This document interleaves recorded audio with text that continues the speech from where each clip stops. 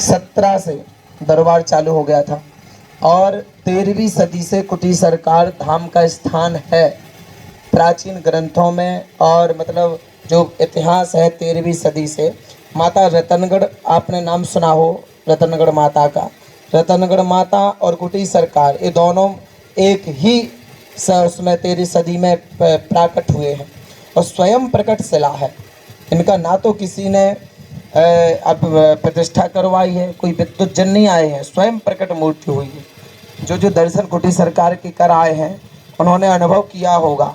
जब आप दर्शन करते ना सरकार के तो ऐसे लगे जैसे बोल रहे हो। इस सरकार का स्वयं प्रकट होना और 13वीं सदी से धाम का मतलब निरूपण किया गया। अब हमारे परिवार में भी आज 7-8 पीढ़ी हो चुकी हैं और 7 पीढ़ी की सेवा करते करते वो फल मुझे दे दिया सरकार ने। मतलब बुंदेलखंड में कहना पैसाओ हमने खा लाओ। हमने क्या करूँ, अभी ITI करी, BSc करी है और कॉलेज मतलब पढ़ रहे थे और तो कई चमत्कार देखे, सो पता चलो कि कुटी सरकार की कृपा आजा कर रही है सो काम है। तो फिर सब छोड़ के आपकी सेवा में आ गए और आप सब भक्तों के यदि दुख दूर इस शरीर के माध्यम से हो रहे तो इससे बड़ा काम हमारे लिए कुछ नहीं।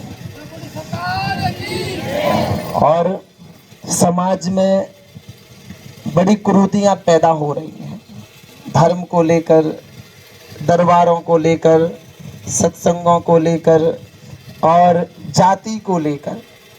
तो हमने भी ये बीड़ा उठाया है, इस संसार सागर में ना कोई किसी के धर्म अनेक है, ना कोई किसी की जाति अनेक है, ना कोई किसी का पंथ, ना कोई किसी का तंत्र, कोई अलग नहीं है, सब राम है। तंत्र राम, मंत्र राम, यंत्र राम, जाति राम और धर्म राम, जो भी है सो सब राम है। और राम को कौन जान पाएगा? जो सच्चा हिंदू होगा। हिंदू में ना ब्राह्मण लिया जाता, ना क्षत्रिय लिया जाता, ना वैश्य, ना शूद्र। उसकी एक ही जाति है कि हिंदू है।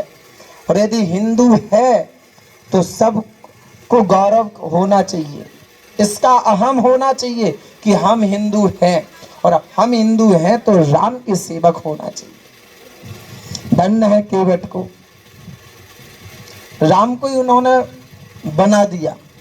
राम से कहा हम तो आपके चरण धोएंगे। राम जी ने कहा चरण धोने में ऐसी बात क्या है? बोले प्रभु हम आपकी चरण रज का मर्म जानते हैं।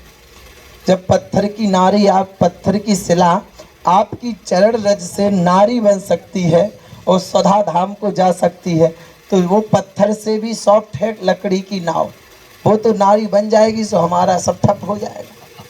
इसलिए मैं आपके चरण धोऊंगा। केवट ने जैसे चरण धोने के लिए कहा, राम जी स्वीकार किया और जैसे चरण धोया तो पहला चरण धोया तो राम जी से कहा प्रभु आपका पहला चरण तो धो दिया, अब आप इस चरण को जमीन में रखेंगे तो वो गंदा हो जाएगा, चरण लग जाएगी। अब आप ये पैर उठाए रहो और दूसरा पैर उठाओ।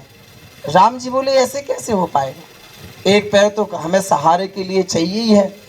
तो केवट ने कहा आप ऐसा करो कि एक पैर मेरी जंघा पर रख लो और दोनों ही हाथ मेरे सिर पर रख लो, आपका दूसरा पैर हम धो लेंगे।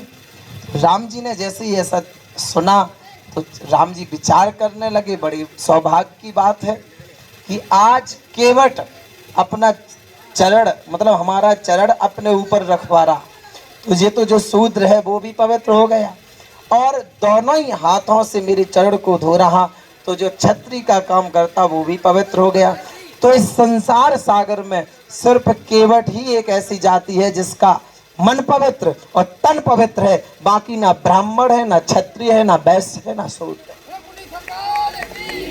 सिर्फ केवट ही ऐसा है जिसका मन पवित्र है और तन पवित्र है।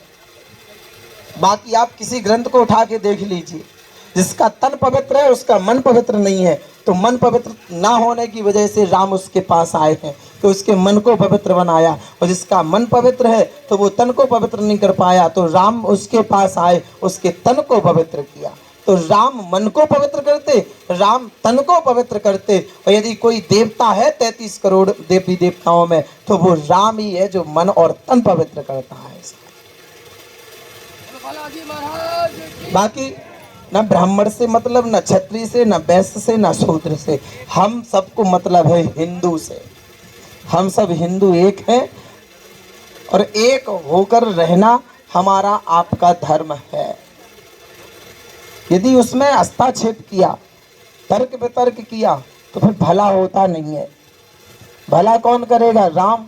और राम आदेश किसको देंगे? हनुमान को। और हनुमान तभी कृपा करेंगे जब आप सच्चे भक्त होंगे। भक्त होंगे तो हिंदू होंगे, हिंदू होंगे तो आप राम को जानेंगे, और राम को जानेंगे तो ना आप पाप करेंगे, न छल करेंगे, न पाखंड करेंगे।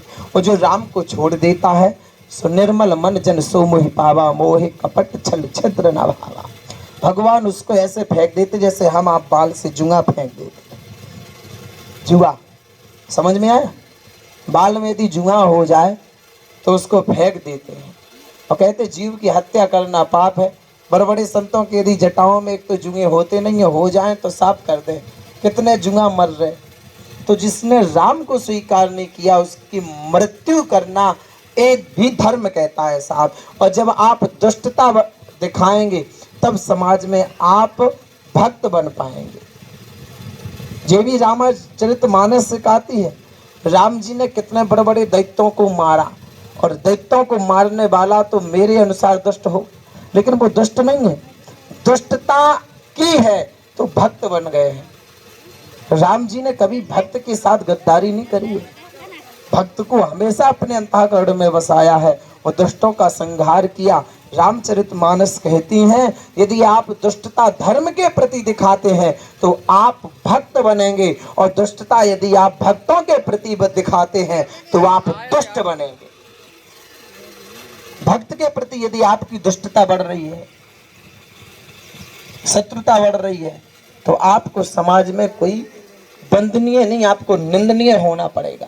और आप यदि दुष्टों के प्रति दुष्टता का व्यवहार कर रहे हैं तो आप समाज में निंदनीय नहीं, वंदनीय हैं। गौ माता को मारते हुए कोई निकल जाए, हम आप देखते रहेंगे? उसके साथ जो बनेगा वो करना पड़ेगा, आप गौभक्त हो जाएंगे। कोई मंदिर तोड़ता आ जाए तो आप देखते रहेंगे? आप तो जो आपके मन में विचार आएगा वो करेंगे। और आपकी माताओं के पिता के साथ यदि कोई छल करता है, आप देखते रहेंगे? नहीं देख सकते हैं। आपके मन में जैसा प्रयोजन आएगा आप उसके साथ वो करेंगे। शास्त्र कहता है राम अपने पिता हैं, सीता अपनी माता है और हिंदू अपनी जाति है। इन तीन से जिसने नाता जोड़ लिया वो इस समाज में जीते जी भगवान के धाम को चला जाता है।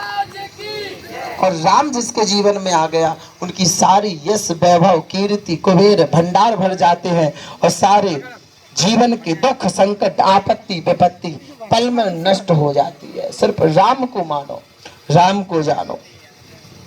विशेषता रही बात दरबार की, दरबार में समस्या हल कैसे होती है?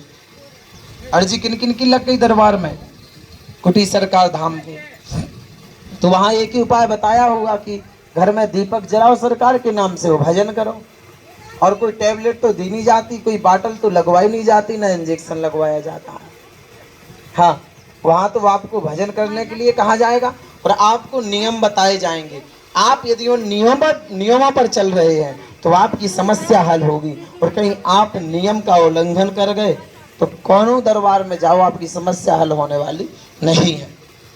समस्या तभी हल होती है जब आप नियम का पालन करेंगे। साधारण सी बात है, बुखार आ जाए तो डॉक्टर घी तेल चिकनाई बंद कर दे, पारेज करने पड़े तब आपकी दवाई सूट करे। और कहीं आप पारेज नहीं करते हैं तो कितना भी आप इलाज करवाएं आपको फायदा नहीं होगा। इसी प्रकार दरबारों का अर्जियों का विधान है, इलाज करवाया, इलाज करने के बाद यदि आपने नियम नहीं अपनाया समस्या आपकी हल नहीं होगी, नहीं होगी, नहीं होगी। और कहीं आप नियम अपनाते हैं तो आप जिस मार्ग में जाएंगे आपकी जो भी समस्या होगी वो पल में नष्ट हो जाती है। बोलिए गुरुदेव भगवान की, कुटी सरकार धाम की। पर किसी को अपनी फोर व्हीलर, किसी को मोबाइल पर हम आ जाता है हमारे पास एप्पल का मोबाइल है, कहीं वो खो गया सत्संग में तो हमें नहीं जाना है। भगवान कहने लगते यहाँ नहीं खोएगा, तू जहाँ जाएगा वहाँ खोएगा और रोएगा साले। चल सठ सौदर है सत्संगति पाई, पारस परस को धात सुहाई। मूर्खों को वहां समझाया जाता है। सठ मतलब मूर्ख, सठ सुध रह सत संगति पाई। मूर्ख व्यक्ति यदि अच्छी संग पा जाता है तो वो विद्वान हो जाता है। कैसे? जैसे पारस मणि पत्थर से लोहे को स्पर्श करते हैं तो सोने में बदल जाती है। इसी प्रकार सत्संग रूपी पारस से, सत्संग संतों के संग रूपी पारस से यदि कोई लोहे रूपी मूर्ख व्यक्ति स्पर्श होता है तो वो महान बन जाता है। और महान बनेगा तो संत बनेगा, संत बनेगा तो भगवंत बनेगा, और भगवंत बनेगा तो काम अच्छे करेगा, और भगवंत बनने के बाद काम अच्छा करेगा तो हनुमंत बन जाएगा साहब। हनुमान जी तो जाति के बानर ठहरे, उनने तो कोई तंत्र मंत्र यंत्र सीखा नहीं। बताओ यदि किसी पाठशाला में किसी तांत्रिक के पास गए हो, सिर्फ सुमर पवन सुत पावन नामो, अपने बस कर राखे रामो। सिर्फ राम नाम ही जाप किया, और राम नाम की शक्ति इतनी बड़ी है कि आप तंत्र मंत्र यंत्र जादू टोना बंधन आप कुछ भी राम मंत्र से करवा सकते हैं। राम में इतनी क्षमता है। सिया राम मैं सब जग जानी, करहूं प्रणाम जोर जुग पानी। यदि हर भक्त हर जीव में भगवान मानने लग जाएंगे, पाप नहीं होगा, और पाप नहीं होगा तो पुण्य अपने आप प्रकट होगा, और समाज में संस्कृति की, जीवन संस्कृति की और कुरीतियों की, संस्कृति का प्रभाव होगा और कुरीतियों का विश्राम होगा। ये राम सिखाते हैं। रामचरितमानस पढ़ के देखिए। रामचरितमानस मनुष्य को जीना सिखाती है, मरना सिखाती है, बोलना सिखाती है, यहाँ तक कि खाना पीना भी सिखाती है। मात पिता और गुरु की वाणी, विनय विचार करें शुभ जानी, ये सब रामचरितमानस सिखाती है। माता पिता ने जो कह दिया उसको सत्य मानो। जी आम का पेड़ लगा, माता पिता ने कह दिया ये पीपल का है तो पीपल मानो, और उसकी क्षमता नहीं है कि वो उसकी क्षमता नहीं है कि वो पीपल आम बदल के पीपल हो जाएगा। उसकी ये क्षमता है माँ की और पिता की वाणी की। आम को यदि पीपल कह दिया तो आम को पीपल होना पड़ेगा। ये माता पिता की वाणी की क्षमता है। पत्थर मुँह बोल गए साहब माता पिता के प्रभाव से। जो कौशल्या जी ने राम विष्णु भगवान का दर्शन किया, नेत्र बंद करके विष्णु भगवान की भक्त बनी कौशल्या माता, तो पाषाण की मूर्ति तो बोली थी। बताइए जितने भक्तों को भगवान मिले तो पाषाण से ही प्रकट हुए हैं। सिर्फ भाव को भाव अलख आलस हो, नाम जपत मंगल दिस दस हो। आप राम का नाम का जाप करें, आपके जीवन में नित्य नव मंगल होंगे। ये कुटी सरकार पीठ से हम कहते हैं। बोले कुटी सरकार धाम की। सब भक्तों को खूब खूब आशीर्वाद।